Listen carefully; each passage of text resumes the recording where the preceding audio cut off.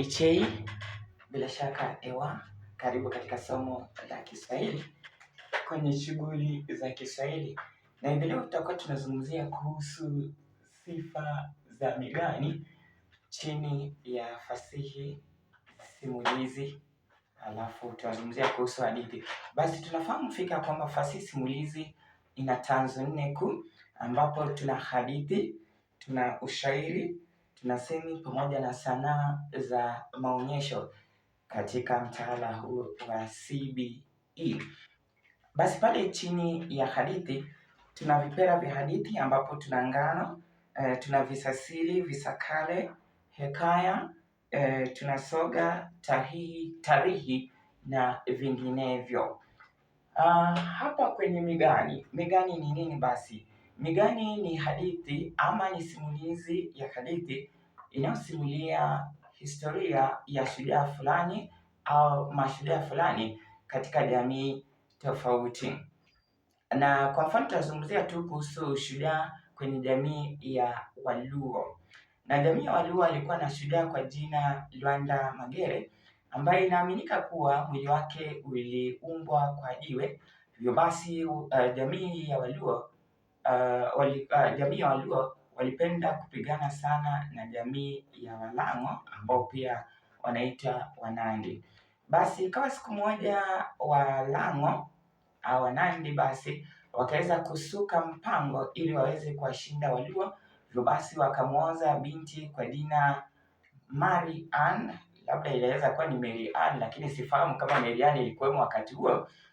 Basi huyu Mary Ann aliweza kuozwa kwake Lwanda Magere, na Lwanda Magere hata baada ya kukatazwa juu ya ndoa hiyo alikubali na akaweza kumchukua yule binti. Basi yule binti aliweza kugundua siri yake na kupata kwamba nguvu zake zilikuwemo kwenye kivuli chake. Hivyo basi baada ya muda yule binti akaweza kutoroka, na alipotoroka alienda na kuwajuza watu wao kule Lango na vita vikaweza kuanza tena.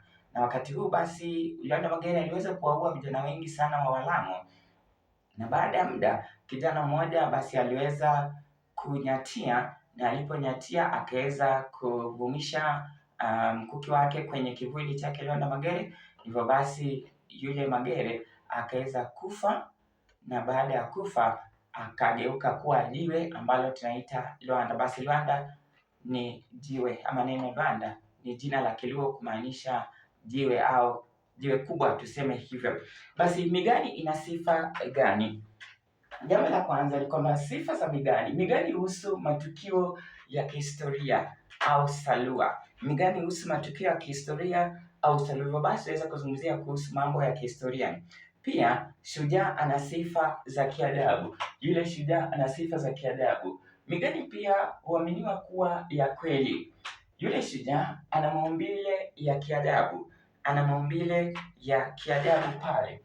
Pia shujaa hawakufi kwa urahisi. Si rahisi kumuua yule shujaa, lakini huweza kuangamizwa na wasaliti ambao ni wandani wao. Wale walio karibu nao ndio huweza kuwaangamiza wale shujaa. Jambo jingine ni kwamba shujaa pia wengi hupigana na yule shujaa ili waweze kumwangamiza. Katika sifa za methali pia chuku au kutilia mkazo hutumika ili mradi kutilia mkazo ama shada katika matokeo yale ya kihistoria. Kwa hivyo chuku hutumika kusifia matendo ya yule shujaa. Asante. Hivi basi hapa tuna wimbo wa kukumbuka sifa za methali. Ikiwa swali letu tahadhiri, je, wazifahamu sifa gani za methali? Ndilo swali tahadhiri. Basi tutaenda na ule wimbo wake Matonya ambao husema Vaileti. Sifa za methali huhusu matukio ya kihistoria.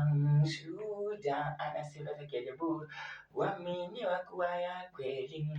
Ana maumbile ya kiajabu, hawakufi kwa urahisi. Huangamizwa na wasaliti wandani wao. Wengi hupigana na shujaa, chuku hutumika kusifia matendo. Mama, baby, siwe na pupa, siwe kama fisi wataka pupa. Turudia tena. sifa za migani, usema matukio ya kihistoria.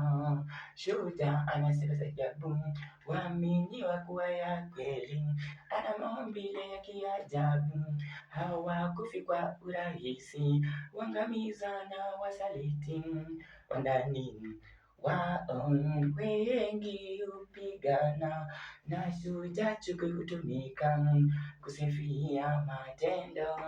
Mama baby, siwe na pupa, siwe kafisi nataka mfupa. Pendekeza pamoja na kubonyeza, sio live. Asante.